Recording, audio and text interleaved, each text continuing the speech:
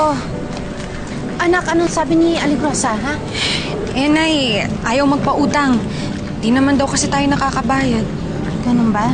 Di bale, sabi naman ng tatay mo, Tao po! Tao po! Tao po.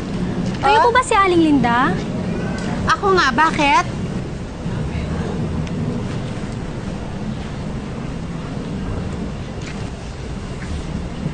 May nakapagsabi po kasi sa akin tungkol sa inyo.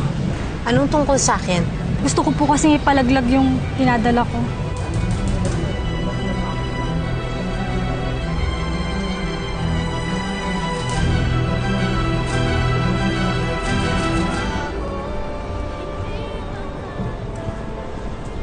Ayoko. Hindi ko na ginagawa yung sinasabi mo, kaya mabuti pa umalis ka na. Sandali lang po. Kukulang po ito, dadagdagan ko. Sabihin niyo lang po kung magkano, Aling Linda. Parang awa niyo na po, siman po kasi yung asawa ko. Hindi niya po ako pwedeng datdan na ganitong sitwasyon ko. Naintindihan niyo po ba ako? Parang awa niyo na po, Aling Linda. Tulungan niyo po ako. Magbabayad po ako kahit magkano. Huwag lang po masira yung pagsasama namin ng asawa ko. Wala ako sa posisyon para husgahan ka. Pero isa lang ang alam ko. Hindi maitatama ng gusto mong gawin yung mga pagkakamali mo, kaya mabuti pa, umuwi ka na. Saka lang po, Aling Linda, parang... Noong una'y nagtagumpay si Linda sa kanyang paninindigan na huwag na muling umalalay sa paglalaglag ng mga inosenteng sanggol. Hanggang sa dumating ang isang babae na 7 buwan na palang buntis. Andyan na! Andyan na! Ano ba yan? Sino ba yan?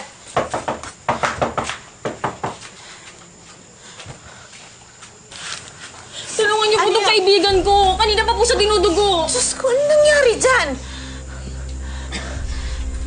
Lahat po ginawa ko na para malaglag lang itong batang to. Ayaw talaga. Hindi ko na po talaga kaya. Hindi mo na mailalaglag yan. Tignan mo nga. Eh, parang kurbanan mo na eh.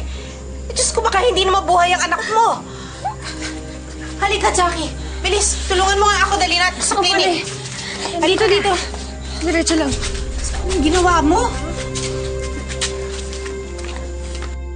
Yan. Oo. Ito na. Matatapos na. Oo. Ayan. Ayan.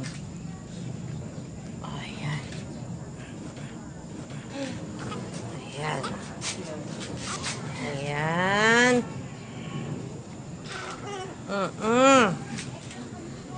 Ayan. Uy.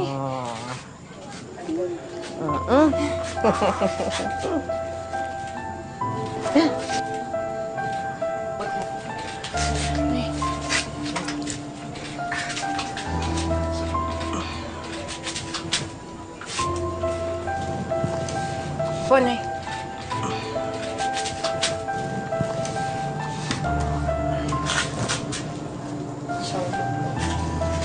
Ang buong akala ni Linda, hindi na mabubuhay pa ang sanggol na pilit na ipinalalaglag ng kanyang ina. Dahil wala itong pambayad, iniwan ni Ara kay Linda ang kanyang anak. Nangakong babalikan ito, oras na siya ay magkapera. Pero hindi ito tumupad sa kanilang usapan, kaya kinupkup na lamang ni Linda ang sanggol. Ang cute-cute. No, naman yan, oh. Bait eh, no? Sa kwarto na po kami ni Judith, Nay. Sige, mabuti pa. Pasok na doon. Ay, anak, huwag mong itapat yung electric fan sa kanya, ha? Baka mamaya sipunin niyang bata. Apa, Nay? Sige. May pangalan na pala yung bata? Bakit di na babalik yan sa magulang niya? Eh, mukhang hindi na. Ayaw naman niya magkaanak, di ba? Maghanap ka ng kukup-kup dyan. Bakit naman? Anong bakit? Linda, ang dami-dami na nating anak. Reklamo ka na reklamo, wala na tayong pera, puro tayo utang. Tapos magdadagdag ka pa na papakainin natin. Huwag mo nang problemahin si Judith. Ako nang bahala sa kanya. Basta atin siya. Eh, di ako magdadala sa kanya. Eh, sandali. Wag! Wag naman. Ang hinaharte-harte mo dyan. Nakiusap naman ako sa'yo, Joel. Napamahal na sa akin yung bata. Pag inaalagaan ko siya, parang nakakabawi na ako sa lahat mga nagawa kong mali noon. Sige na naman, Joel. Pagbigyan mo na ako kahit ngayon lang. Nakiusap ako sa'yo. mabuti pa siguro maghanap ka ng magandang trabaho, hindi ba? Tapos magtulungan tayo para mapalaki natin na maayos yung mga anak natin. Sa akin pa binalik yung sisi. Buhay to. Sa pagdaan ng ilang pang taon, tuluyan ang natalikuran ni Linda ang dati niyang pinagkakakitaan. Ang buong akala niya'y matatahimik na ang buhay nilang mag-iina. Pero hindi niya sukat akalain na darating pala ang pagsingil sa mga kasalanan ng kanyang madilim na kahapon. Pasok kayo! Pasok kayo sa loob, dali! Halika! Wala si nanay, baka gabihin pa yun. Grabe na yung bleeding niya, dapat sa ospital mo na siya dinala. Bakit ko yung assistant dito? Pamatulong mo kami! Tulungan mo kami. Ako po ay umalis at nagpunta po ako ng Tarlac dahil sinama po ako ng kumari ko dahil may titingnan kaming lupa para bilhin niya. Kaya sinamahan ko po yung kumari ko dahil malaki po yung utang na loob ko sa kanya. At nung doon po kami nakatulog at kinabukasan po ng umaga, tumawag po ang anak ko at sinabing may dumating pong pasyente. At bali daw po, uminom ng gamot sa kanilang bahay, kaya 1 week na daw pong dinudugo. Ay ayaw daw pong umalis. Sabi ko matatagalan pa ako kasi ngayon pa lang kami aalis pa uwi. At napakalayo nito, sabi ko. Kaya sabi niya po, talaga daw pong iintayin kayo, nanay. Hindi pwede malaman ng parents ko to. Tulungan mo ako, please. Tulungan kami, please. Lupahin kami! Alam namin marunong kayo mag-abort! Matagal nang hindi ginagawa ng nanay ko yon. Umalis na kayo, sa ospital mo siya dalhin! Pwede na! Basta bigay sa inyo ang kailangan niya! Please! Iusap kami! Sandali!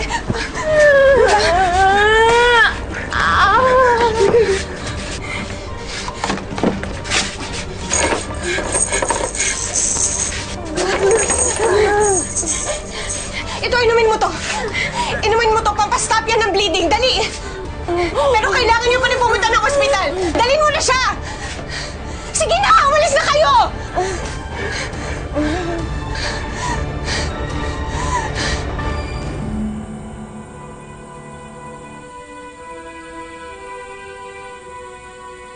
Lumabas kayo dyan! Mga kriminal! Mga papatay sa anak ko! Hindi! Lumabas kayo dyan! Pagsisisihan niyo ang ginawa niyo sa anak ko! Parating na Sige, Nay, hindi ko talaga alam kung bakit ganun ang nangyari. Gusto ko lang naman tumulong, Nay. Ay, pampatigil ng dugo yung binigay ko. Bakit namatay pa rin siya? Basta, anak, sige na. Umalis na kayo, sige na. Nay, ayoko makulong. Ayoko makulong, Nay. Hindi ka makukulong. Hindi ako papayag na makulong ka. Sige na, umalis na kayo. Sige na, anak. Jun, sige na. Pumunta na kayo sa tsahin niyo. Sige na. Nay, ako nang bahala dito. Umalis na kayo.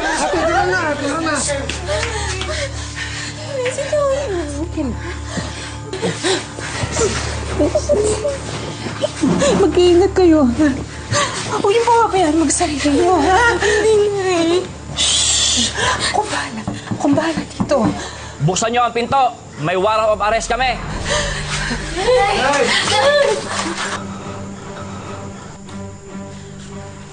Siya! Siya ang kriminal! Hindi siya yan!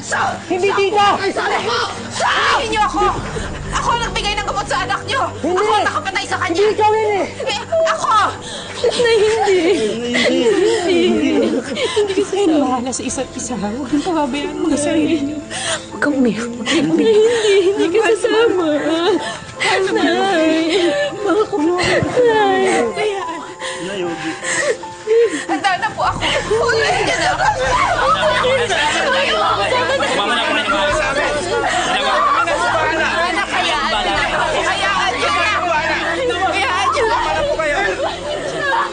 Mamamatay ka! Mahulog ka sa bilanggo!